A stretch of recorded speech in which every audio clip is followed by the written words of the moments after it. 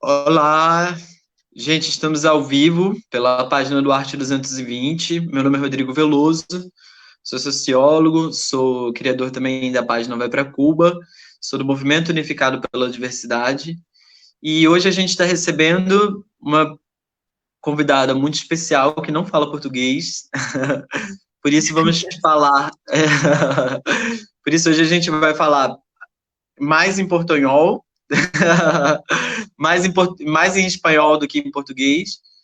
E, e é uma convidada muito especial do Equador, é a Ivone Amores, da Bela Zurda, que é um movimento social muito combativo, que participou dos movimentos sociais que a gente viu nas ruas do Equador no ano passado. Enfim, sem mais apresentações, quero apresentar vocês, Ivone. Muchas gracias por aceptar nuestro convite, Ivone. Seja muito bem-vinda. Buenas tardes con todas, con todos. No hablo portuñol, no hablo portugués. Voy a hablar muy despacito el español para que nos podamos y me puedan entender. Rodrigo me pedía al inicio. Y un gusto a ustedes que nos puedan permitir romper el cerco mediático de todo lo que está pasando en Ecuador. Muchas gracias. Es esto, exactamente esto que se pasa, un bloqueo mediático. ¿Quieres primeramente explicar lo que es tu movimiento? Tú eres parte de un movimiento social muchísimo importante en Ecuador. ¿Qué es este movimiento? Bueno, soy parte de una organización social, se llama Bulla Zurda. Existe desde el año 2000, vamos ya casi 20 años de existencia como organización. Trabajamos con el sector urbano de Quito, principalmente. En algún momento tuvimos experiencias a nivel nacional. En la actualidad, debido a un reflujo que estamos sintiendo también por un proceso de persecución que atravesó uno de nuestros líderes, en los que se involucra también un proceso de encarcelamiento a raíz del paro de octubre.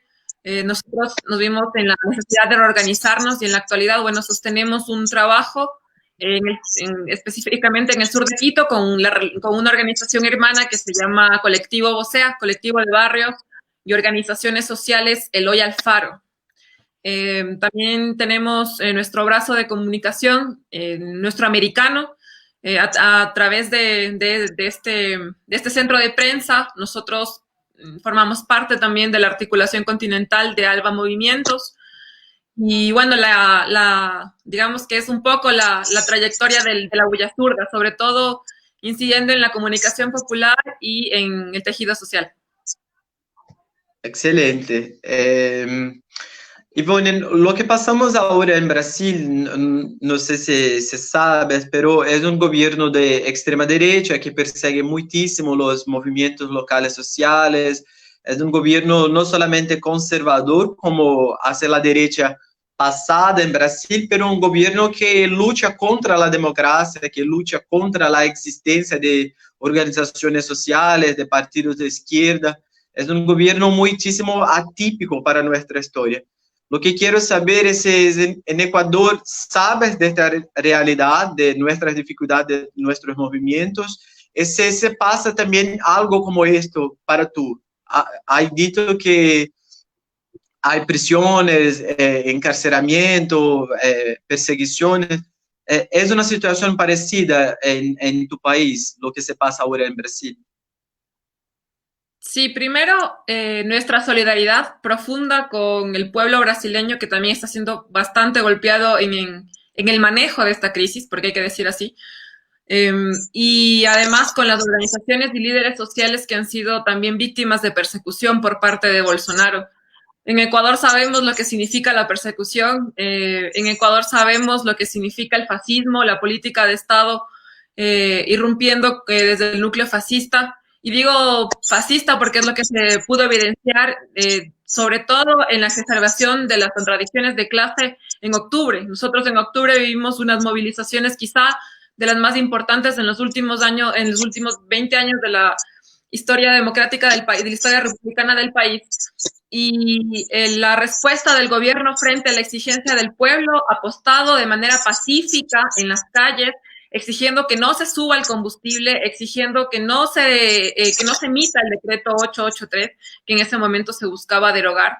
La respuesta del Estado fue bala, la respuesta del Estado fue bombas lacrimógenas, la respuesta del Estado fue llamadas amenazantes a comunicadores populares, la respuesta del Estado fue la incautación de celulares, de teléfonos celulares como este, porque se transmitía en directo las marchas y movilizaciones. Habían policías infiltrados de civiles que llegaban y te quitaban el celular cuando tú estabas transmitiendo porque no querían que se rompa el cerco mediático, porque Quito estaba en ese momento convertido precisamente sí en un cuartel de guerra, pero no por el pueblo, sino por las Fuerzas Armadas que además engañaron al pueblo ecuatoriano. Una de las jornadas más mediatizadas a nivel internacional, se acordarán, fue cuando el pueblo, digamos, el pueblo movilizado a los exteriores de la Asamblea Nacional logra tomarse la Asamblea, logra tomarse, pero además esa toma fue posicionada por los medios de manera violenta. Yo estuve en el lugar, digamos, y desde los altos de los edificios y las casas que estaban alrededor, las fuerzas del orden, y hay videos que lo demuestran, las fuerzas del orden apostados en los techos de los edificios hacían señales de que avance la gente hacia la asamblea, y la gente se confió y avanzó hacia la asamblea. ¿Cuál fue la respuesta? Lograron recargar municiones y comenzaron a balear a la gente. Producto de eso, tenemos 11 muertos y 1000 y pico de heridos después de las movilizaciones de octubre. Después de las movilizaciones... ¿Estos 11 muertos son en las calles? ¿Muertos en las calles? Durante los 7 días de paro nacional. Entonces, el saldo además que deja el paro de octubre desde la política fascista del gobierno es la persecución al que piensa distinto. Solamente el no aceptar un criterio distinto ya convierte y nula en absoluto la democracia, porque además lo hacen de una manera tan burda como es linchamiento mediático. Primero comienzan a posicionar las pruebas a través de los medios de comunicación. Fiscalía hace alusión a esas pruebas posicionadas por los medios de comunicación que no corresponden a ninguna prueba material encontrada en ninguno de los procesos judiciales abiertos a líderes sociales y líderes políticos. Y esa es la respuesta del Estado al final, después de octubre. Tal es así, yo les comentaba, nosotros tenemos el caso del compañero Cristian González, él es dirigente de la organización Bulla Zurda, y él fue detenido el 14 de octubre. Él vivía solo con su compañero de vivienda y llegaron más de 14 efectivos policiales, entre ellos grupos de operaciones especiales, a detenerle porque suponían, y hasta ahora se encuentra en proceso judicial abierto, de hecho, el supuesto delito de rebelión. En Ecuador, desde la dictadura del triunvirato militar, no vivíamos una acusación por rebelión, ni siquiera cuando surgió el grupo insurgente Alfaro Vive Carajo. Entonces, se les acusa a Cristian González, a Virgilio Hernández y a Paola Pavón rebelión que incluía el financiamiento y levantamiento en armas de grupos. Todo esto, ¿por qué? Porque en las movilizaciones de octubre, la ciudadanía, como recibió tanta represión, al final comenzaron a improvisar pequeños escudos de cartón, que también fue bastante mediatizado. La única protección que encontraba la gente eran escudos de cartón para protegerse de las bombas lacrimógenas y las balas. Y de eso fue que se les acusó a los 3 compañeros, de haber financiado los escudos de cartón y un sinnúmero de cosas que hasta el momento no han podido probar. De hecho, a Cristian en específico, como prueba, fijaron la camiseta de nuestra organización, la camiseta de Bulla Zurda, es como una prueba en contra de su proceso, como haber demostrado, es una prueba de demostración de que él financió grupos armados durante el paro. Libros de Mariátegui y de Fanon. Y bueno, cosas que vos dices, ¿cómo puede ser que en una supuesta democracia te puedan fijar como una prueba de delito un libro de Mariátegui? No tiene sentido. En Ecuador sabemos lo que es la persecución y el fascismo. Esto, lo que dice es muchísimo parecido con lo que se pasa en este momento también en Brasil, en menor proporción, yo creo, porque en Ecuador hay muchísimo grandes manifestaciones, pero en Brasil mismo las pequeñas manifestaciones son tratadas de una forma muy parecida. persecuciones, violencia. Acá tenemos un problema muy grande que es con la media, la prensa, porque ellos no hablan de lo que se pasa con las manifestaciones, no hablan sobre todo de los temas que defendemos, entonces defienden muchísimo la represión, pero no hablan por qué estamos en las calles. Te quiero preguntar cómo es la relación con la mídia ecuatoriana, se pasa un bloqueo parecido. ¿Cómo es esto? ¿Es una media democrática o es una media oligárquica como tenemos acá? Bueno, si no estoy mal, creo que Rodolfo Walsh decía que la opinión no es pública, sino de clase. Y creo que partiendo de esa frase, es la realidad tal cual, ¿no? Y creo que no pasa por un escenario solamente de un país o en el caso específico de Ecuador, creo que pasa por la implantación de un modelo político, social y cultural, que es el capitalismo, que al final permea todas las áreas, y eso posibilita que los medios de comunicación o las empresas de comunicación, como yo las llamo, sean necesarias y fundamentales e imprescindibles para poder, primero, por una parte, dominar a la gran mayoría, pero por otro, para estigmatizar, como les decía al inicio, estigmatizar la lucha social en este momento, pero además criminalizar la protesta social, ¿ya? En estos momentos de coronavirus es cuando más hemos sufrido también la aplicación aquí en Ecuador de políticas neoliberales, recortes grandísimos de personal, se activó el artículo 169 del Código del Trabajo, el numeral 6, que permite y da posibilidad de que las empresas privadas y digamos que en general también el sector público puedan acogerse a este numeral del Código del Trabajo y puedan alegar caso fortuito o de fuerza mayor, y de esa manera no se ven obligados a cumplir con las obligaciones patronales. La gente puede sufrir despidos intempestivos, la liquidación se reduce al mínimo. Fue un caso bastante mediático en uno de los pasquines privados, El Comercio se llama. Se mediatizó mucho el caso de una señora que trabajó en un restaurante famoso aquí en el país, trabajó durante como 20 años y recibió $400 de jubilación porque fue despedida. Entonces, son cosas que permiten en este momento la aplicación de políticas enrumbadas hacia sostener el neoliberalismo, y que obviamente los medios de comunicación aupan mucho a través de también la romantización de la pobreza, ¿no?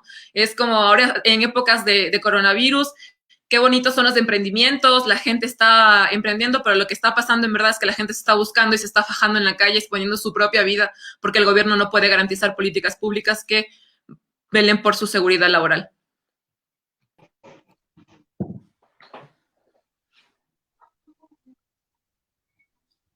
Estás con mute, Rodrigo, sin audio. Sea bienvenido, Mauricio. Ele conseguiu entrar em nossa conversa. Estão me escutando? Sim. Sí. Y Ivone, lo siento por mi retraso, pero yo estaba oyendo todo lo que hablaron. Ya llego acá con una pregunta acerca de Lenin Moreno. Nosotros acá en Brasil oímos mucho que él es un traidor. Y por qué acá y también ahí en Ecuador esa es la realidad de Lenin Moreno, un traidor?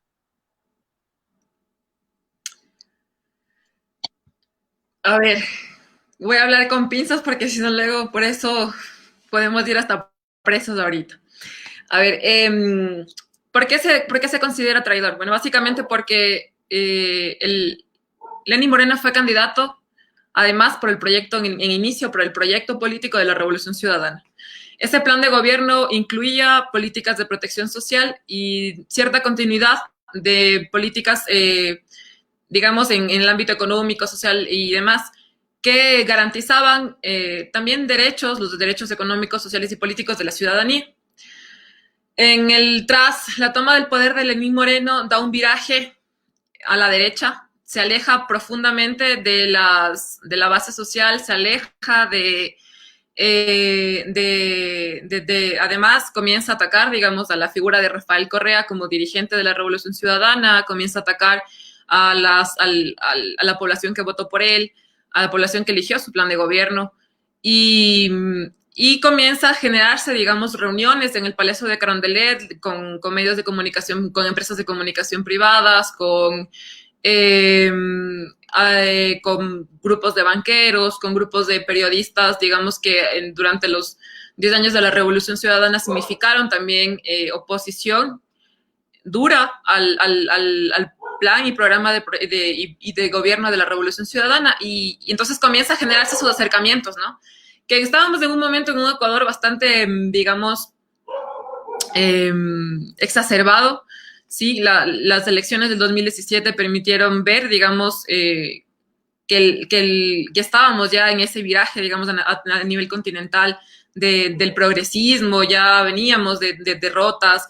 Entonces, en Ecuador, en ese momento, yo me acuerdo que incluso un artículo de Atilio Borón fue Ecuador, la guerra de San Petersburgo, me acuerdo, porque además todo el mundo estaba como pendiente de las elecciones de Ecuador, y cuando ya comienza, digamos, la toma de la ejecución del plan de gobierno, vemos que Lenín Moreno se alejó completamente hasta el momento que además ha encarcelado y ha perseguido a líderes de la Revolución Ciudadana, como ya le comentaba a Rodrigo antes. Por eso Lenín Moreno se considera traidor. Rodrigo, deixa eu só... eu queria só pedir para a Ivone, ela falou de um artigo. Você poderia só me dar o nome desse artigo para eu anotar e depois colocar nos comentários? Eu vou pedir para ela. Ivone, ¿puedes decir de nuevo el nombre de artículo para que yo ponga en los comentarios? El artículo del Código del Trabajo. São Petersburgo. No.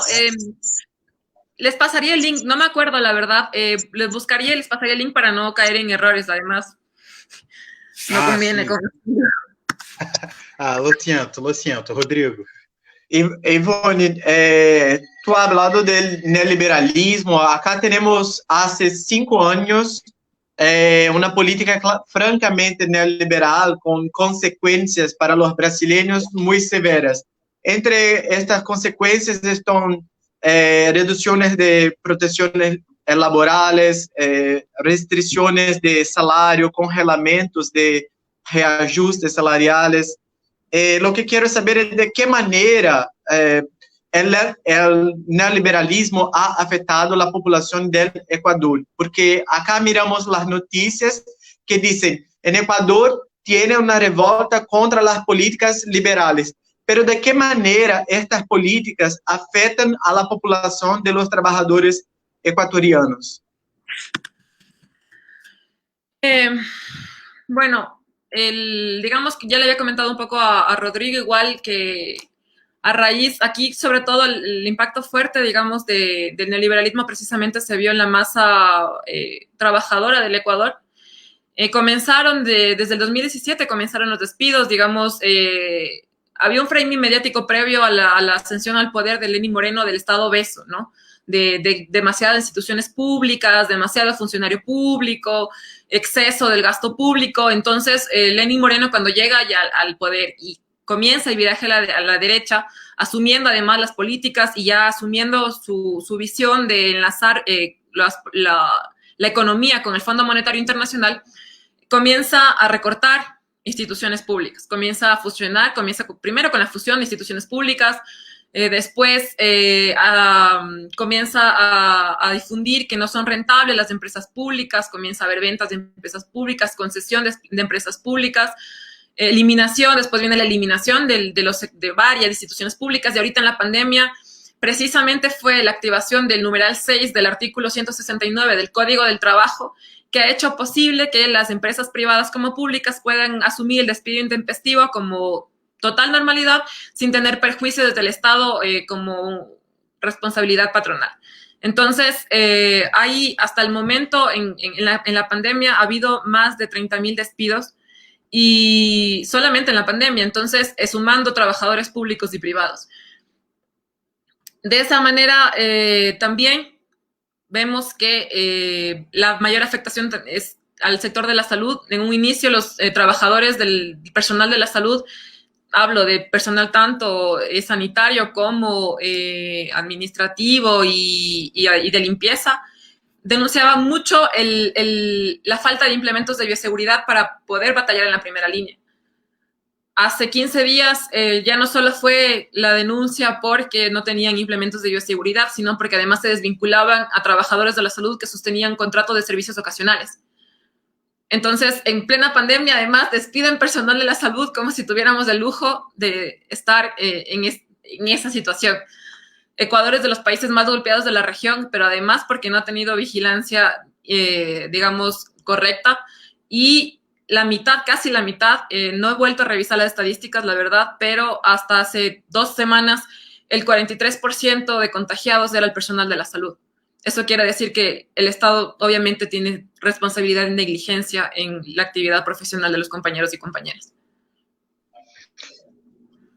Tú hablaste de la cuestión de la pandemia. ¿Cómo es en general la reacción del gobierno a la pandemia? Porque nosotros estamos viendo que Ecuador es uno de los países más afectados. ¿De qué manera el gobierno reage?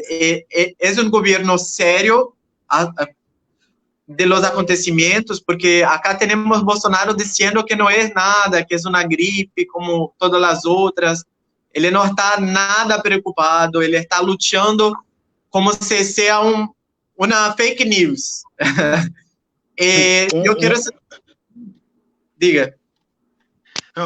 Una de las imágenes que nosotros acá en Brasil vimos mucho acerca del Ecuador es la cantidad inmensa de ataúd, caixões, né? Ataúd en las calles, y eso es muy marcante, ¿eh? También en Italia, pero como hablamos acerca de Latinoamérica, creo que mi observación va a crecer en la pregunta de Rodrigo.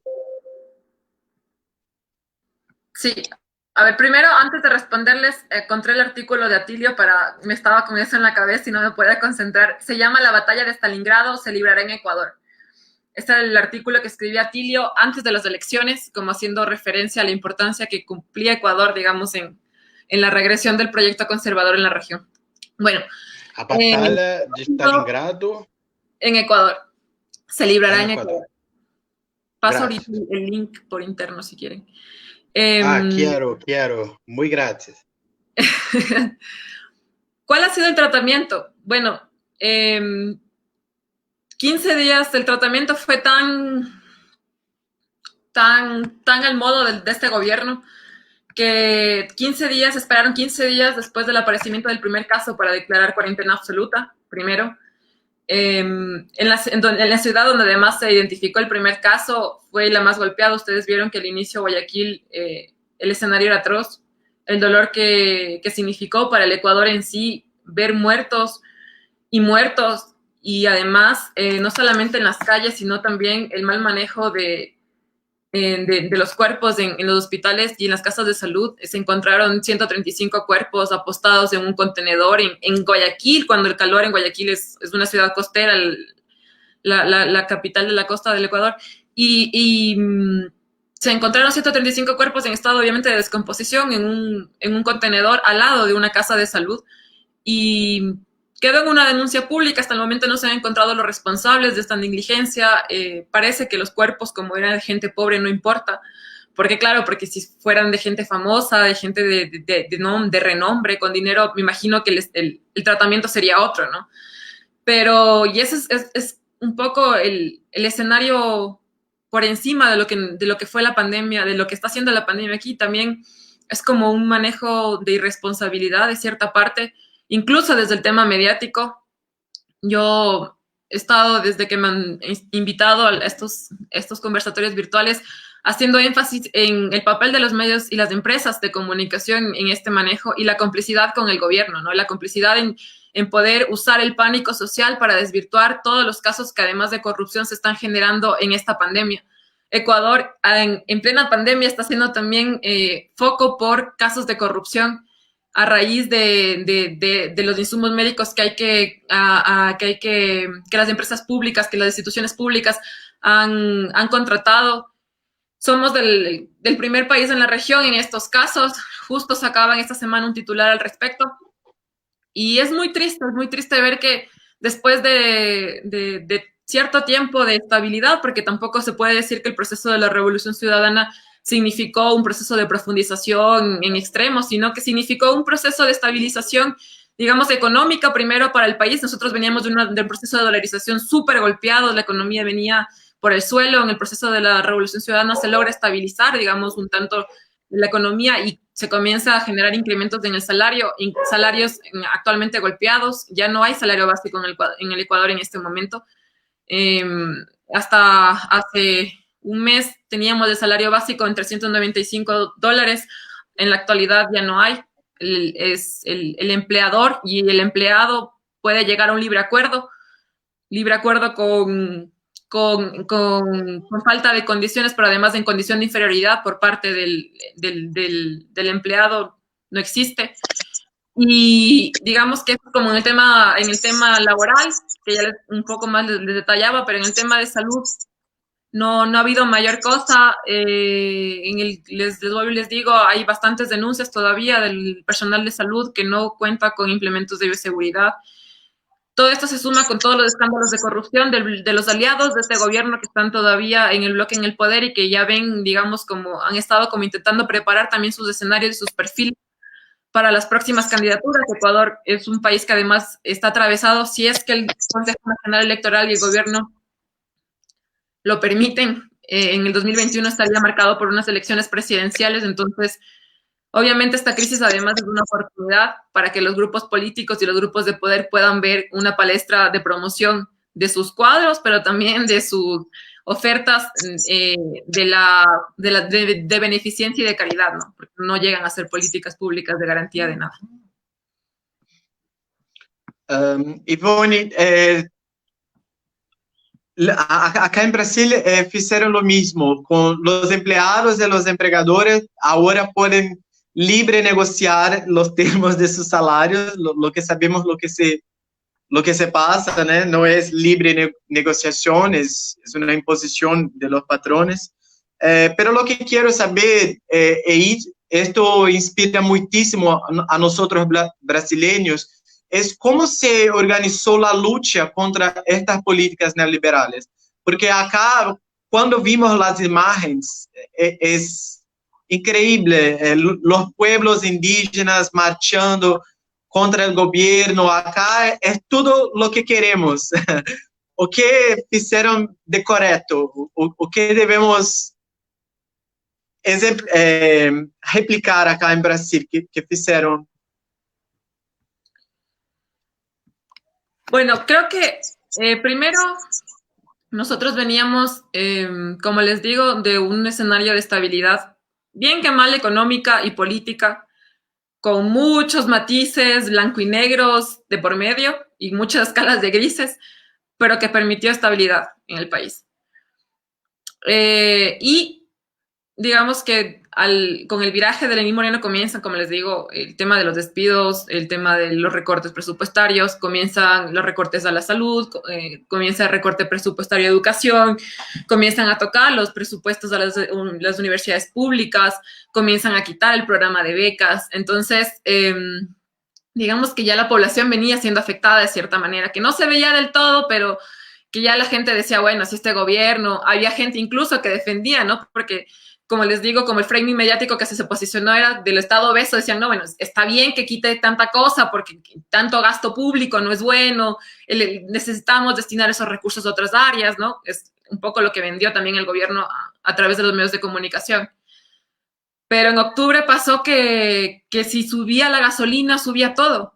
Entonces pasó que subía la gasolina con el decreto 883, pero además ya los transportistas dijeron, entonces señores, se acabó, señoras y señoras, se acabó pagar 25 centavos de dólar el pasaje, aquí vamos a pagar 35 centavos.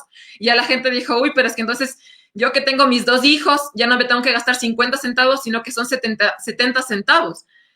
Y ya la gente no lograba sacar cuentas y entonces la Asociación de Panaderos también sacó comunicado y dijo, no, señores, si la gasolina sube, también sube el gas y el pan ya no va a costar 12 centavos de dólar, sino que va a costar 18 centavos de dólar. Entonces la gente vio, en verdad, en la economía micro del bolsillo que lo cotidiano iba a afectar el decreto 883. Entonces, primero comienzan, digamos, como que la primera afectación era el combustible. El primer gremio que llama a movilización en octubre es los transportistas. Los transportistas logran llegar a un acuerdo, digamos, con el gobierno y despliegan el paro, pero el campesinado el sector campesino, el sector indígena, digamos, sostiene porque además el gobierno no cierra el acuerdo con los transportistas, se suma el sector indígena y comienzan a movilizarse hacia Quito. Porque, digamos que además el sector indígena y como, digamos, pasa en Brasil, el campo es la materia prima del Ecuador. Ecuador se abastece de ser un país pequeño, además, se abastece del campo y además en todas las regiones. Los que iban a sufrir primero el incremento de la gasolina eran los compañeros y compañeras que transportan las frutas, verduras y hortalizas hacia las grandes ciudades. Entonces, en base a esas motivaciones también se van generando las movilizaciones. Comienzan a generarse pequeños brotes, digamos, también a nivel provincial. Y además, digamos, las distintas fuerzas políticas ya a nivel nacional comienzan a convocar. Digamos, por su lado, la Revolución Ciudadana comienza a generar también autoconvocatorias propias a través de sus organismos dentro del partido de base. Por otro lado, también digamos que los sindicatos logran también convocar a sus bases y era obviamente el movimiento indígena campesino que desbordó Quito. Eso era, me acuerdo cuando arribaron los compañeros, si no estoy mal, fue el 10 de octubre, más o menos. Quito esa noche estuvo consternado por eso, porque se movilizaron y no paraban de entrar camiones y camiones, y los compañeros y las compañeras solidarios recogiendo panes, recogiendo comida no perecible, montando comedores populares para los compañeros, porque venían también a dar la pelea. Y de hecho fue así que Inocencio Tucumbi, uno de los líderes del movimiento indígena, es uno de las víctimas de la represión del Estado durante esos días. Pero digamos que a raíz de eso, la capitalización como tal en el tejido social, en el campo popular, no se ha generado como se debía, porque el estallido social en Ecuador efectivamente fue muy grande. Incluso en el oriente los pueblos y nacionalidades se movilizaron. Pero más allá de eso, ¿qué dejó octubre? Octubre dejó un montón de lecciones para todo el mundo. Creo que el tejido social que se hizo presente en octubre en las calles, yo les digo, yo tengo 26 años. Yo vengo además de una experiencia de migración de la época del feriado bancario. Mi familia emigró a España durante 10 años. Yo no viví en Ecuador 10 años. Yo volví aquí ya casi que a los 18. Y yo ya, digamos, no tenía esa memoria histórica y colectiva de las protestas sociales, de levantamientos. Y esta era, digamos, fue como la primera experiencia de un acercamiento a algo totalmente real, que era la disputa de clase en las calles. Para toda esta generación como yo, que además, digamos, tampoco vivió a través de la Revolución Ciudadana, era una experiencia, primero, nueva y segundo, súper enriquecedora, pero que además creo que pudimos haber aprendido muchísimo más. Y muchísimo más en torno a dejar de lado el sectarismo, a poder hacer carne precisamente esto que a mí me gusta mucho hacer referencia a Chávez. Yo me considero bastante chavista, entonces Chávez decía unidad, lucha, batalla y victoria. Y creo que esta generación debería tomarse mucho más en serio porque tenemos las condiciones para poder generar grandes cambios históricos. Estamos viviendo momentos históricos que tenemos la oportunidad de poder incidir y creo que no nos lo estamos tomando muy en serio y eso también nos pasó en octubre y no hemos aprendido tampoco de octubre. Y creo que octubre, además, a raíz de todos estos recortes presupuestarios en la pandemia, se posicionó mucho la frase aquí en Ecuador de octubre volverá.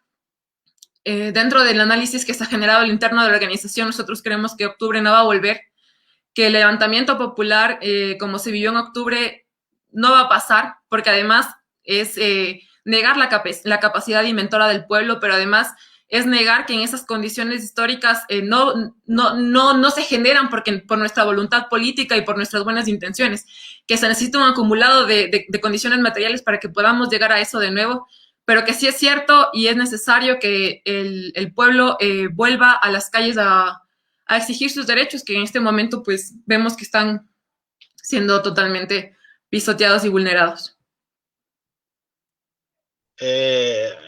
Muy importante, muy importante lo que he dicho, Ivone. A mí me gustaría mucho conocer más acerca de la Revolución Ciudadana y también conocer sus conquistas, vitórias y también sus limitaciones. A mí me parece que hay una especie de línea que impone una lucha adentro de ciertos limitaciones que de la institucionalidad del Estado, de elecciones, cómo es nosotros podemos avaliar la Revolución Ciudadana. Ay, a ver. La Revolución Ciudadana, primero creo que es necesario definir que es como un proyecto en su momento, digamos, en construcción desde todos los espacios que implicaba también desde el poder político formal, como es espacios de gobierno y de elección popular. Pero también es un proceso que se disputó y que se disputa además desde las bases porque no ha terminado. Es un proceso que para en lo personal y creo que en lo organizativo continúa en construcción y que permitió, porque además permitió la disputa real de clase. O sea, fue un proyecto además que en cierto momento permitió a través del estudio de la aplicación de leyes, por ejemplo, la ley de plusvalía y herencia, que vos veas en la calle a gente como una, que es pelinegrita, media trigueñita, diciendo que se apruebe la ley de plusvalía y herencia porque los ricos tienen que pagar más porque tienen más plata y tienen más concentración de tierra, y veías del otro lado a gente que te lanzaba perfumes Chanel y dólares porque no querían pagar más impuestos, ¿ya? Ese fue el proyecto de la Revolución Ciudadana, un proyecto que permitió disputar a la clase, permitió disputar el bienestar. Sí, yo creo que más que conquistas, digamos, mucho más profundas y radicales como la Revolución Agraria, tema de tierra, la Revolución Ciudadana dejó mucha deuda, pero sí creo que permitió en otros aspectos garantizar a otros sectores que históricamente han sido silenciados y vulnerados. Entonces, a nivel organizativo, nosotros consideramos que la Revolución Ciudadana es el producto de un acumulado histórico de luchas sociales. La Revolución Ciudadana desde su inicio comienza siendo el eje aglutinador de varios sectores de la izquierda que durante, digamos, el trayecto de los 10 años se han ido como diezmando del proceso, pero que además empujaron una constitución de Montecristi del 2008 que fue la garante de todos los derechos que pudimos gozar, derechos laborales, incluso se reconoce el derecho a la naturaleza. De hecho, por eso es que es como la más famosa a nivel, digamos, continental, porque es la única constitución de la República que además reconoce los derechos de la naturaleza. Reconoce además el poder popular, reconoce los sectores de atención prioritaria. Digamos que la Constitución del 2008 es la que pare, digamos, esta nueva realidad de país en la que crecimos, esta generación, digo, de los veintitantos años, que somos del 93, 94 más o menos, y que permitió que gocemos de garantías de derechos económicos, sociales y políticos. Porque económicos, ¿por qué? Porque logramos, digamos, yo al menos logramos, toda la parte de mi generación, una estabilidad económica que no se había visto en el Ecuador de antes. En el ámbito político, porque no vivíamos persecución. Yo por estar hablando frente a mi computadora en una página de Facebook no se me podía utilizar como prueba para poder encarcelarme. Y social, porque además los grupos sociales tenían garantías, digamos, de poder acceder a políticas sociales. Se generaron acercamientos a los grupos de atención prioritaria, como les digo, y ese era el proyecto de la Revolución Ciudadana, un proyecto en construcción, un proyecto en disputa, en el que se tuvo un montón de críticas, un montón de aciertos y desaciertos, pero que sí, lo que sí es verdad es que fue garante de un montón de derechos por los que históricamente muchos compañeros dejaron la vida, como es el caso de los pueblos y nacionalidades, como es el caso de los trabajadores y trabajadoras, de las trabajadoras remuneradas del hogar, por ejemplo, ya no son empleadas domésticas. Se dignificó el trabajo y la actividad económica de las compañeras como trabajadoras remuneradas y no remuneradas del hogar, con el acceso a la afiliación al seguro. Se reconoció la diversidad sexogenérica a través de la aplicación de políticas públicas, se sostenían mesas de vigilancia entre las instituciones intersectoriales. Se generó la Revolución Ciudadana, además plantea, ¿no?, con este nuevo paradigma del buen vivir. ¿Qué es el buen vivir? ¿Qué significa el buen vivir? A raíz de eso también se generan nuestros programas de planificación nacional, que era el Plan Nacional del Buen Vivir, que abarcaba, digamos, todos los ejes, programas y proyectos a ejecutarse durante los periodos presidenciales, pero además que permitían la continuidad precisamente de la garantía de derechos de la población. Entonces, esa fue la Revolución Ciudadana, el intento de garantía de derechos para la población ecuatoriana, que si bien es cierto, faltó un montón, pero también yo digo, cuánto nos faltó también a nosotros como organizaciones sociales de izquierda para poder disputar mucho más ese espacio dentro de la misma Revolución Ciudadana.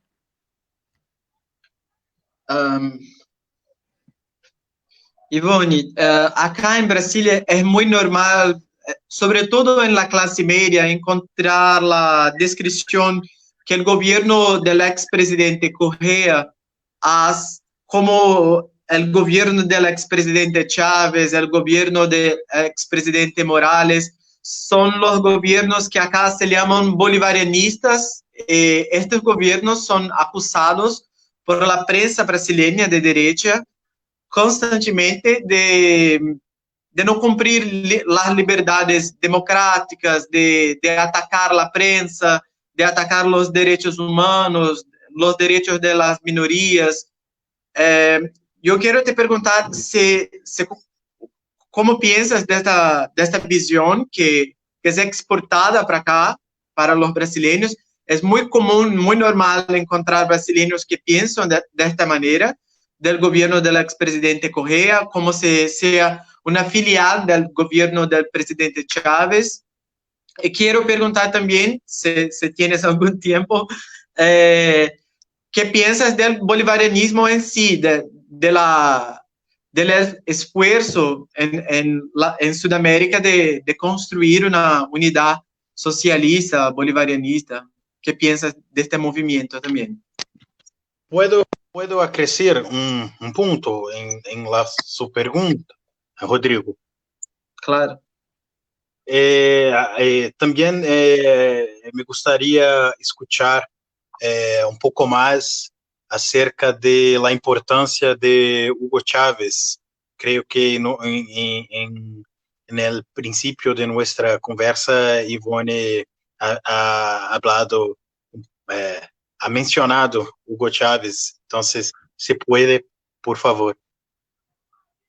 Encantadísima, muchas gracias. A ver, yo creo que digamos, la industria cultural ha hecho tanto en nosotros que si nos proponen incluso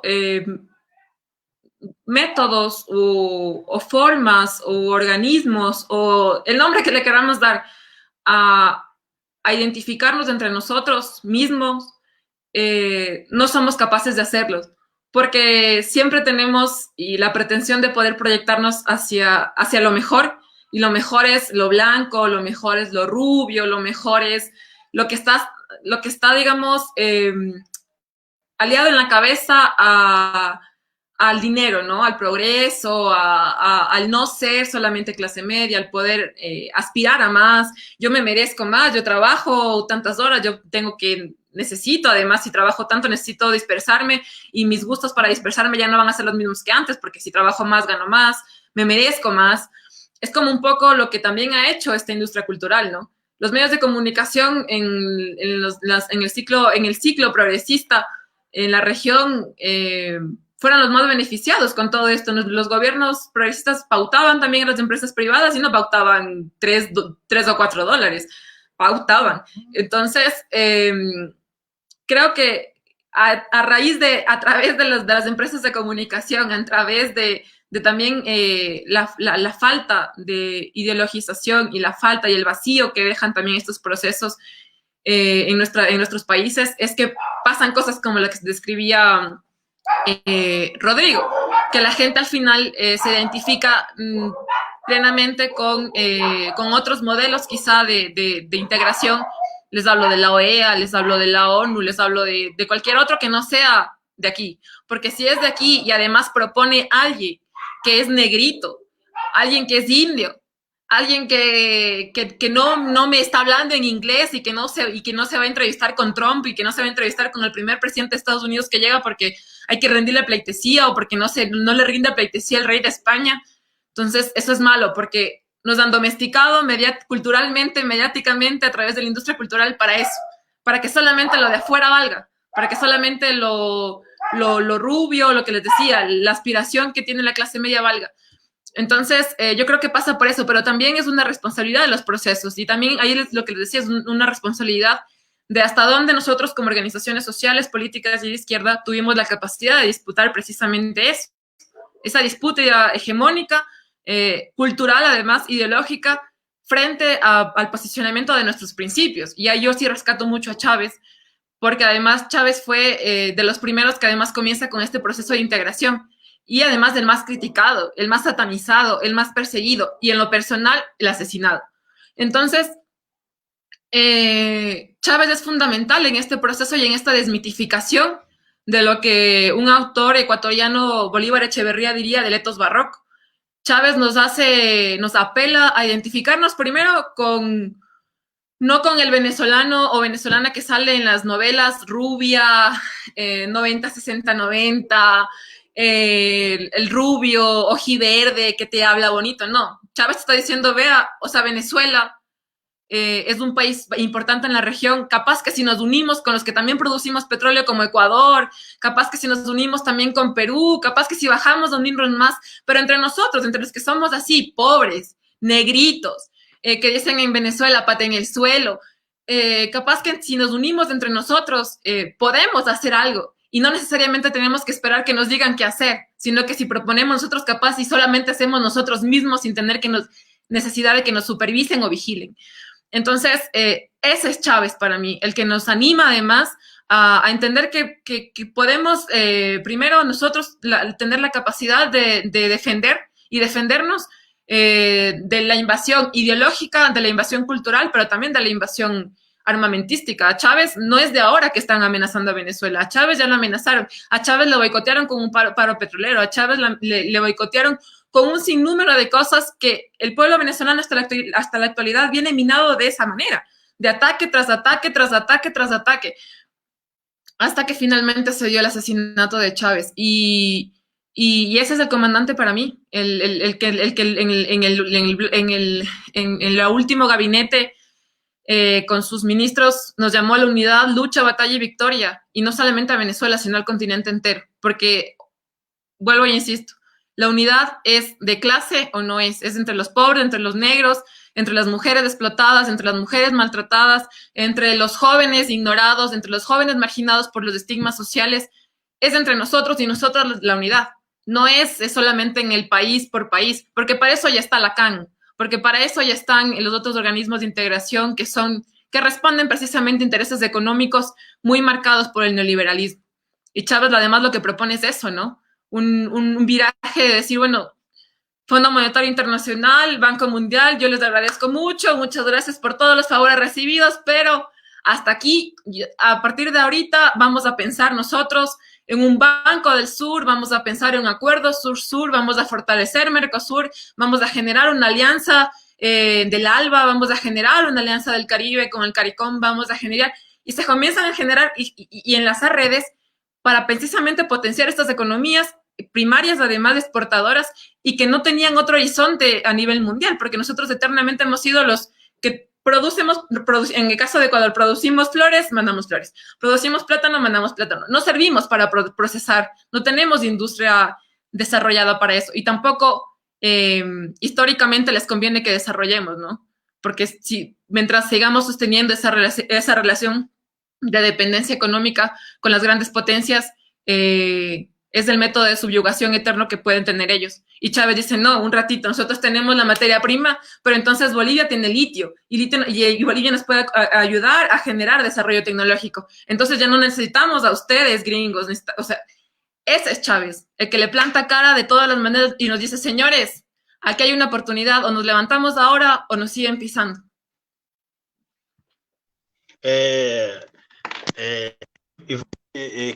Me quedo muy emocionado com suas palavras, me contemplam muito.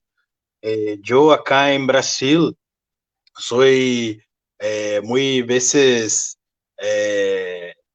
condenado, criticado por mi defesa intransigente del socialismo, de nuestras experiencias com seus errores e suas vitórias, aceptos, e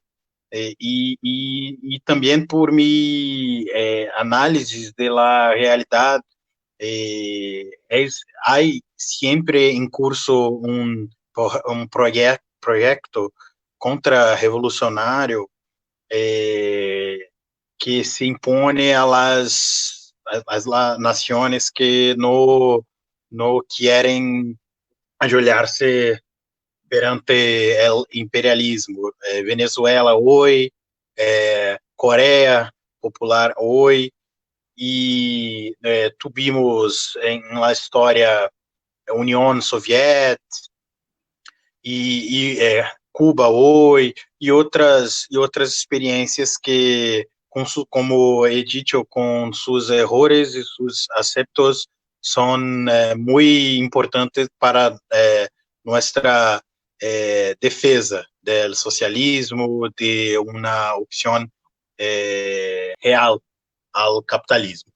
E, dicho isso, te pergunto, quando um governo de esquerda chega ao poder, seja para a direção de um Estado burguês, seja por meio de uma revolução, não te parece que é necessário que a lógica que impera acerca de la média, né, os conglomerados mediáticos, que em uma sociedade burguesa capitalista são de los agentes de la burguesia, em que em um Estado socialista tengamos nossa própria mídia também para fazer o trabalho de hegemonia socialista.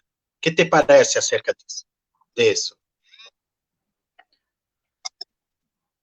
Creo que ahí hace falta precisamente, igual va el tema de la disputa.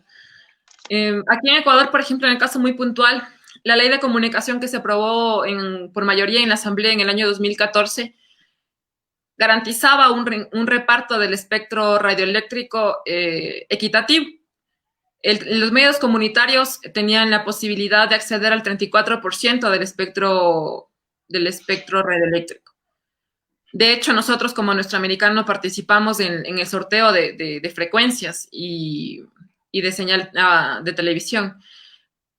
Pero el problema es ese, ¿no? El problema es el divorcio entre, no sé si es la dirigencia, pero sí es el divorcio entre la comprensión del fortalecimiento del tejido popular con la combinación del ejercicio del poder.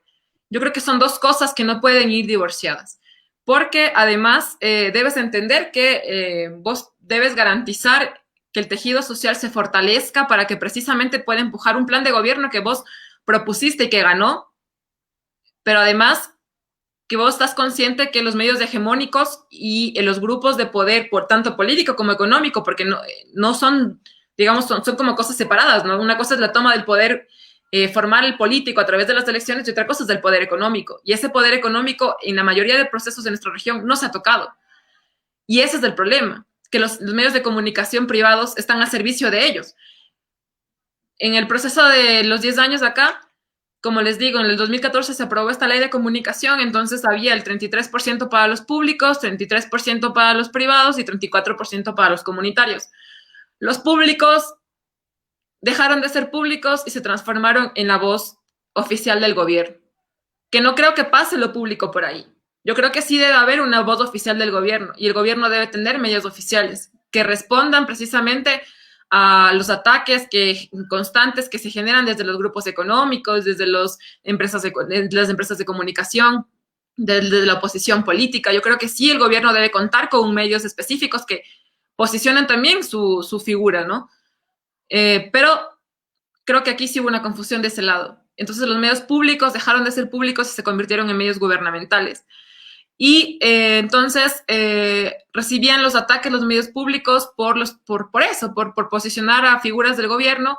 Entonces la ciudadanía, obviamente, por este fenómeno, ¿no? del arribismo, de la pretensión de dejar del consumo lo que se identifique con la clase baja o popular, entonces cayó los medios de comunicación públicas, no tenían la acogida necesaria, perdían el objetivo, y eso hacía que obviamente en el tema de los comunitarios ya se pueden imaginar cómo era la situación. El tema de los medios comunitarios, en muy poco se genera el apoyo, la comprensión incluso dentro de este concurso de frecuencias que les digo, en el que se accedía al 34% del espectro radioeléctrico.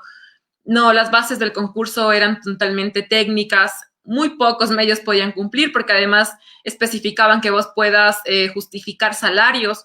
En los medios comunitarios nosotros no trabajamos con salarios, trabajamos con colaboraciones en base a trueques, en base a yo te hago un video a la comunidad tal, tú me puedes ayudar con papas para mí, para mis compañeros. Ese es el trabajo de los medios comunitarios. Entonces, intentar insertar la lógica popular comunitaria dentro de esta lógica institucional pública, creo que pasa por ahí uno de los fallos de nuestros procesos en el tema comunicacional, pero además no entender la importancia de la comunicación en los procesos comunitarios. Porque al final la gente que pueda desarrollar información y contenido en las bases va a ser la misma que te va a poder defender luego en las calles si es que te quieren sacar a vos, como pasó en el caso del impeachment con Dilma. Dilma, ya cuando estaba casi que perdido todo, regresó a ver al MST, regresó a ver a Levante Popular y regresó a ver a todo el tejido social, pero es que ya era muy tarde, porque ya la derecha ya había ganado campo en lo comunicacional, ya había ganado campo en lo político, ya había acabado, y al final se perdió. Pero hoy es eso, es entender la importancia de la autonomía y el apoyo hacia lo popular. Y ahí vuelve Chávez. O sea, yo a Chávez, he tenido la oportunidad de conocer Venezuela, de visitar algunas veces, y la experiencia de las comunas socialistas, ahorita con todo esto, casi que el apoyo es muy poco o nulo, pero la autonomía que tienen las comunas, digamos, en el proceso de decisión. Hay una comuna en Venezuela que a mí es la que más me ha llamado la atención, porque además es como la que más he podido conocer a profundidad, que es la comuna socialista El Maizal. Ellos tienen experiencias de empresas socialistas que además en esta época de pandemia están abasteciendo con cárnicos, están abasteciendo con cereales, están abasteciendo con hortalizas, están abasteciendo con un montón de insumos que a los compañeros que están en la comuna, digamos, aglutinados en la comuna, pueden garantizar la supervivencia, porque es eso. En este momento a nivel global están los gobiernos de corte neoliberal no están viendo cómo proteger a la gente, están exterminando a la clase popular que no le interesa que signifique más gasto social, y eso es todo. Entonces, en Venezuela es totalmente lo contrario, y ahí va Chávez, ¿no? En cómo él apoyó la comunicación popular libre alternativa, en dotando a las televisoras comunitarias, a las radios comunitarias, incentivando la formación de comunicadores populares, porque es necesario que el proceso popular comunitario mantenga su autonomía frente a lo estatal y lo público, Creo que son cosas totalmente distintas y al menos aquí en Ecuador no logramos ni siquiera dar el salto de comprensión a la reivindicación de lo comunitario, a lo popular, ¿no? Creo que, al menos aquí en el caso particular, el tejido social, de cierta manera, durante los 10 años sí se vio atravesado y permeado por el gobierno como tal, no sé si por el proceso de la Revolución Ciudadana, pero sí por el gobierno, y al final, obviamente, eso genera resquebrajos en el movimiento social y popular. Ivonne, ya estamos casi en el fin de nuestra conversa y yo quiero hablar un poquito del futuro. Acá en Brasil, tú ahora mismo hablado, la derecha está muy organizada, eles están con páginas de internet, eles están con fake news, eles están con web páginas que son falsas, eles estão muitíssimo organizadas acá en Brasil, muitíssimos alinhadas com o imperialismo de los Estados Unidos, há bandeiras mesmo de los Estados Unidos en los eventos oficiales del gobierno Bolsonaro. Entonces tenemos una derecha que está muy organizada, pero no tenemos acá en este momento en Brasil una izquierda que está organizada para hacer frente a este problema. Tenemos una derecha muy fuerte, pero es un momento también en que la izquierda está muy dividida. Tenemos los partidos de los trabajadores con Dilma, Lula, estas personas que son más conocidas, pero tenemos ahora una izquierda que contesta muchísimo las experiencias de los gobiernos pasados, acusando que son gobiernos de corrupción. Esta es la crítica más normal, la corrupción. Pero la verdad es que tenemos una izquierda que está muy fragmentada. En Ecuador la izquierda está fragmentada. ¿Qué piensas del futuro? ¿Es posible que tenemos un gobierno de izquierda en la próxima elección en Ecuador? ¿Es una situación parecida con el Brasil? ¿Cómo está el futuro? Bueno, voy a iniciar respondiendo como les he intentado responder a todos los que me han preguntado. No tenemos la bola mágica para poder adivinar el futuro. Yo en lo personal y por la organización, nosotros nos reivindicamos y nos reconocemos en el marxismo como método de comprensión de la realidad y basándonos además en el análisis de los actores, de las fuerzas, pero además también de los escenarios. Yo creo que lo que se nos viene es, primero estamos viviendo una oportunidad, además, más allá de toda la crisis o no crisis, que unos dicen que vivimos crisis, otros dicen que no vivimos crisis. Yo creo que estamos viviendo una oportunidad de poder demostrar que existen alternativas a la debacle en la que nos han conducido. Existen alternativas frente a esa supuesta corrupción, porque además la corrupción yo no la tomo además como crítica. Yo estoy consciente que en todos los procesos, además, obviamente en los procesos que han implicado con tanta bonanza en los commodities de nuestras regiones, obviamente yo no voy a juzgar si ha habido o no ha habido, que la justicia haga lo suyo. Pero yo creo que el tema de la corrupción, el tema recae en lo mismo que el Estado obeso que les comentaba al inicio. Es un framing mediático que no busca esclarecer, que no busca sacar el fondo del problema, que no busca sacar los verdaderos culpables. Nosotros ahorita aquí estamos viviendo un show mediático en que se han visto involucrados un expresidente se llama Abdalá Bucaram, un caso de corrupción con compra de insumos médicos en un hospital aquí en Guayaquil. Ya salió libre. y le encontraron en su casa cajas y cajas de mascarillas y un montón de pruebas, un arma de fuego, pero ya está libre. A Cristian González, Paola Pavón y Virgilio Hernández, por tweets, por camisetas de organizaciones, por libros de Mariátegui, le estuvieron presos 73 días. La justicia, primero, no es imparcial. Y segundo, creo que precisamente la situación que estamos viviendo es una oportunidad para eso, para poder demostrar que los estigmatizados no han sido comprobados y que en este momento las condiciones están demostrando que los corruptos siempre fueron ellos, que el bloque en el poder está compuesto exactamente igual que antes, que no se ha tocado, que los grupos económicos siguen estando en su sitio, que los grupos de poder político, que aquí en Ecuador decimos la partidocracia, o se posicionó la partidocracia en los 10 años, que es socialcristianos y lo más repugnante de la representación política en el país, gente que ha desfalcado, que se llevó en sacos de yute la plata, que desfalcó al Instituto de Seguridad Social. Esta clase de gente es la que continúa en el poder en este momento.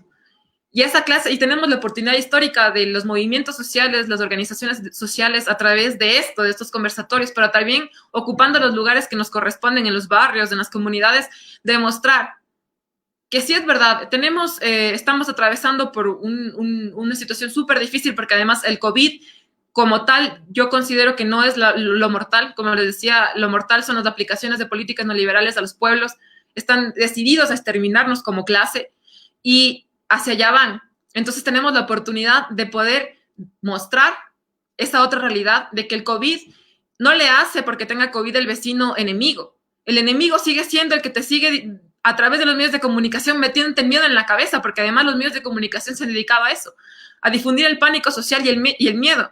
No se han encargado a generar educación en la población más vulnerable de cómo se deben lavar las manos, no se han dedicado a difundir que la persona que está al lado tuyo, al lado de tu casa, que vive enfrente tuyo, no es tu enemigo porque tenga COVID, que puedes timbrarle y dejarle un plato de sopa porque capaz no tiene que comer, porque como está enfermo no puede trabajar. Esto nos han dedicado a hacer los medios de comunicación, eso nos tenemos que dedicar nosotros. Y esta situación yo creo que es la oportunidad perfecta para poder empujar estas iniciativas. Y ahí yo me voy a hacer una pequeña cuña de lo que estamos un poco organizándonos aquí en Ecuador, porque Mauricio hacía Rodrigo, perdón, hacía como esa pregunta, ¿no? Entonces, yo creo que en este momento es la oportunidad para eso. Nos han mostrado un montón de cosas de lo que fue los 10 años, 12 años. Nosotros estuvimos empujando esos procesos, sabemos lo que valemos como organizaciones, sabemos que estuvimos empujando además proyectos políticos y planes de gobierno, al interior, como dijimos desde el inicio, con varias críticas, ciertos y desaciertos, pero que son necesarios e importantes, porque reivindicaron derechos que en este momento estamos viendo están siendo retrocedidos en todos los países. Y entonces, ahorita que la gente está sufriendo la exacerbación máxima de la contradicción, porque están despidiendo gente, porque la gente en verdad no tiene plata para comer, porque se ve expuesta a salir a la calle, a arriesgar su vida para poder ganarse $1 vendiendo 3, 4, 5 fundas de tomate para poder darles de comer a sus hijos. La gente está viendo que en efecto los que apostamos y las que apostamos en cierto momento por una mejora de condiciones sociales históricas, tenemos la razón. Yo en mi Facebook personal posteaba el otro día que la historia nos sigue dando la razón, incluso en estas circunstancias. El manejo de la crisis en Cuba y en Venezuela y de los países que siguen apostando por la vida, como es en el bloque ALBA-TCP, que yo les dividía el otro día, en el bloque de la muerte de los neoliberales y los bloques de la vida, los del ALBA-TCP y del corte, digamos, de responsabilidad social, es totalmente distinto, ¿no? Yo posteaba el otro día igual, en Telesur sacaban la noticia, o en RT, no me acuerdo, que era el 4º día consecutivo sin decesos en Cuba. En Ecuador tenemos, no sé, yo prefiero ya ni ver las cifras, pero hasta el viernes teníamos 40 y pico mil de contagiados y 6,000 y pico de muertos según el gobierno. Tampoco han esclarecido las cifras oficiales ni del gobierno ni los medios. Y sigue siendo nuestra pobreza. A pesar de la cantidad de muertos que hayan, debemos entender que no es el virus, es el gobierno, son las políticas neoliberales, es un sistema que está decidido a matarnos, porque no tenemos la opción de guardar la cuarentena en nuestras casas y conectarnos como estamos nosotros ahorita, porque tenemos que salir a la calle a ganarnos el pan de cada día, porque pertenecemos a una clase que es la históricamente silenciada y la históricamente explotada. Acá tenemos más de 42,000 muertos con Bolsonaro, 42,000 muertos. Es el segundo país que tiene más muertes, es Brasil, por cuenta de sus políticas neoliberales, de lo mismo que hablas. Entonces, caso también de gobernantes. Exactamente esto que quiero hablar. Cuando habla de tu país, es como se está hablando de Brasil, es como somos vecinos, porque es la misma situación las reacciones del gobierno son muchísimo parecidas, los debates. Acá un debate que es muy actual es si debemos hacer una frente antifascista. Por frente antifascista se dice que debemos procurar la derecha democrática. ¿Cómo se existe esto? Una derecha democrática. Sin los Debemos comunistas hacer una y los frente marxistas. antifascista. O si debemos hacer una frente popular con los movimientos, la izquierda tradicional. Esto es un debate que estamos en el centro ahora acá en Brasil. Si debemos hacer una frente de todos los partidos que son, digamos, democráticos, mismo la derecha, neoliberal, pero democrática, o si debemos hacer una frente popular. Yo quiero saber esto. Yo quiero saber si en Ecuador hace un debate como esto, si hay posibilidad de acuerdo, no sé, con alguna parte del gobierno Moreno, si hay algunos aciertos que son posibles. Yo quiero saber si este es un debate, esta frente antifascista o popular, o si esta estrategia de garantir más apoyo, ampliando el arco ideológico, es un debate que también se pasa ahora en Ecuador. Y también, antes que me olvide, si tiene algún contacto con lideranzas de Venezuela, a nosotros nos interesaría mucho escuchar lo que ellas pueden decir acerca de la realidad.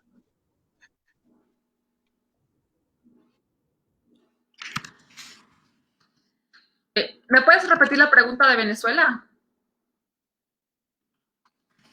Mauricio, ¿quieres saber si tienes algún contacto con alguna persona que sea de Venezuela, que puedes hablar como tú, con nosotros de la situación en Venezuela? Mauricio es muchísimo interesado también en lo que se pasa con el chavismo. Entonces, queremos hablar también con algún venezolano. De la misma manera que hablamos ahora de Ecuador, de las protestas en tu país. La otra pregunta es acerca de ampliación ideológica de las reacciones. Sí.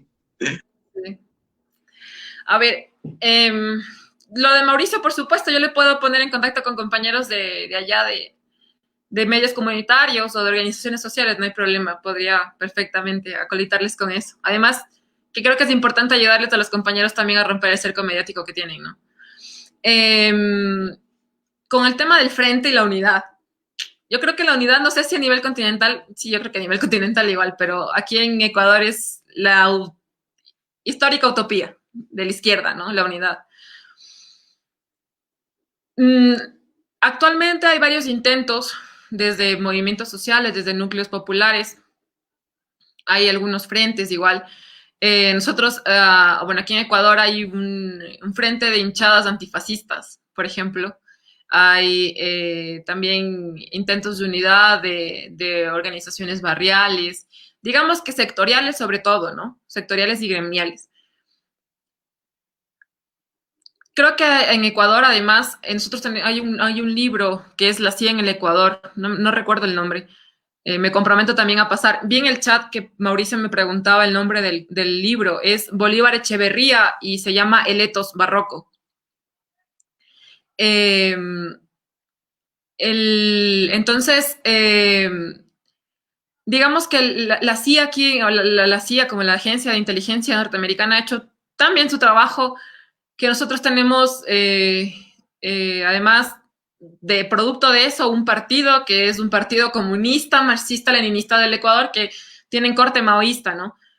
Ellos al inicio, de hecho ellos hicieron en la anterior campaña, hicieron campaña por Guillermo Lasso, que Guillermo Lasso es el dueño del Banco de Guayaquil, porque su odio a Correa era tanto que, o sea, en esa contradicción de Lasso-Lenin, como Lenin era Moreno, Lenin Moreno era el candidato de Correa, prefirieron hacer la campaña un banquero, porque claro, no podían ser correístas ni por casualidad, a pesar de ser de izquierda y ser el Partido Comunista Marxista-Leninista del Ecuador. Y así está la izquierda. La izquierda aquí en Ecuador, como en la mayoría de países, está dividida. No hemos logrado entender la necesidad de aglutinarnos en torno a un plan, programa de gobierno, y si no se quiere de gobierno, solamente contra el exterminio y por la vida. Nosotros como organización el 1 de mayo lanzamos un comunicado y un pronunciamiento haciendo ese llamado, ¿no? A que nos unamos en defensa sobre todo de la vida. Y nosotros además como Bullasurda reconocemos lo que les decía hace un ratito, la unidad de la clase. No creemos que además se deba generar una unidad porque sí es cierto, hay que frenar el embate del neoliberalismo, hay que frenar el embate del fascismo, porque además con el fascismo no se dialoga, al fascismo se le combate. Y por eso no creemos que podamos tener posibilidad de diálogo con un gobierno fascista que nos persigue, encarcela y mata en movilizaciones en las calles. Pero sí creemos necesario que se deben disputar todos los espacios. Y a través del partido, que además, como Lenin decía, debe ser la vanguardia para poder generar las disputas ideológicas a nivel macro, es en lo que se trata. Nosotros, en lo particular, como organización, tenemos autonomía, manejamos nuestra propia agenda, pero hay compañeros que forman parte de la estructura de la revolución ciudadana del partido en este momento, y creemos que es necesario también dar la disputa en esos espacios. Porque además en la realpolitik es necesario construir, digamos, alianzas que se identifiquen, obviamente, que tengan marcada ideología de izquierda, pero que podamos avanzar en una unidad programática basada básicamente en antineoliberalismo, anticapitalismo y antiimperialismo. Y reconocerse, sobre todo, también feminista. Con esas premisas, yo creo que se puede generar una unidad programática, pero también pragmática, que nos permita dar el salto dialéctico hacia la acción.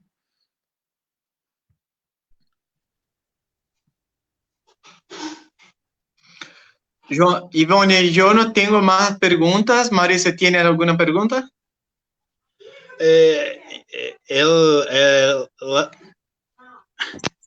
América es muy graciosa para mí, para mis estudios y formaciones, pero creo que vamos a nos extender mucho en nuestro límite, en nuestra línea de live. No voy a hacer más preguntas. Prefiro que Ivonne hable más, sus consideraciones, algo de ese tipo. Ivonne, entonces, muchas gracias por hablar con nosotros. Quiero decir que para nosotros hablar con personas de las protestas en Ecuador es un placer muy grande. Esto no es normal acá en Brasil. Nosotros recibimos las noticias de tu país, son todas las noticias que interesan al gobierno, a los poderes económicos. No se mira militantes, personas de izquierda, feministas, jamás de Ecuador acá en Brasil. Entonces, es rarísimo que tenemos una oportunidad como esta. Para nosotros que somos acá también partícipes de la lucha social, mí y Mauricio, es encantador, es increíble. Si vienes a Río de Janeiro, tienes casa, tienes camaradas. Entonces, muchas gracias. Habla de lo que quieres. Estamos ya en el fin de nuestra live. Culpa por nuestro portuñol, es terrible. Las escuelas en Brasil deben ser cerradas. Lo siento también por mi malo español. Pero perdona. Y bueno, muchas gracias. Fue muy bueno escucharte, muy bueno mismo escuchar a ti, escuchar a Ernesto en algunos días pasados. las lideranças sociales de Latinoamérica son muy bienvenidas acá para hablar conosco y también para nosotros conocer más acerca de la lucha por la unidad en Latinoamérica. Entonces, de nuevo, muchas gracias, muy importante su lucha y lo que ha hablado acá con nosotros. Bueno, primero muchas gracias a ustedes, Rodrigo, Mauricio. El contacto fue, voy a atreverme a ser infidente, fue Mauricio escribiéndonos a la fanpage de La Bulla Zurda. Muchas gracias por seguirnos además. Qué gusto que de verdad logremos hacer que el internacionalismo revolucionario del que hablaba Lenin valga, porque a través de estos espacios también generamos estos vínculos de camaradería con otros países. Así que muchas gracias por eso, por ayudarnos a romper el bloqueo mediático, el cerco mediático a los que nos tienen confinados a los movimientos populares y sociales, no solo de Ecuador, sino también del continente. Y nada, al mensaje final, yo solamente decir que estamos determinados y determinadas a vencer el exterminio en el que nos tienen sumido el bloque en el poder en Ecuador, pero a nivel regional no estamos solos. Sabemos que contamos con más gente en Brasil, en Venezuela, en Argentina, que somos y lo identificamos en la clase popular, que trabajamos para poder precisamente lograr objetivos comunes en favor de esa clase y que desde las cosas tan pequeñas como preguntarle a nuestro vecino, a nuestra vecina si está bien, cómo amaneció, cosas tan simples como por ejemplo nosotros de manera muy particular acá junto con los compañeros de la vocea estamos impulsando el tema de los huertos urbanos, cosas tan sencillas como semillas, como plantitas pequeñas, en estos momentos de desesperanza en los que parecen que los gobiernos son tan corruptos, que no tenemos nada de futuro, en los que tenemos pura desesperanza, compañeros y compañeras, tenemos vida y tenemos la obligación como militantes conscientes, además, de la importancia de nosotros como y nuestro rol en este proceso histórico, tenemos esta oportunidad histórica de poder hacerle clic al engranaje y comenzar a dar la vuelta a lo que nos han acostumbrado y a lo que nos han amaestrado. Así que muchísimas gracias, seguimos luchando, poder popular o nada. Poder popular. Ivone, muy bueno. Vamos a marcar, agendar un debate con otros camaradas en Latinoamérica para hablarmos de la vía marxista para nuestra luta acá en el continente. ¿Qué te parece? Perfecto, aceptadísima la invitación. Rodrigo, contigo. Entonces, muchas gracias. Ese es el fin de nuestra conversa. Muchas gracias, Ivone. Muchas gracias, Mauricio, Ivone. muito obrigado. Valeu, Rodrigo. Um abraço. Valeu.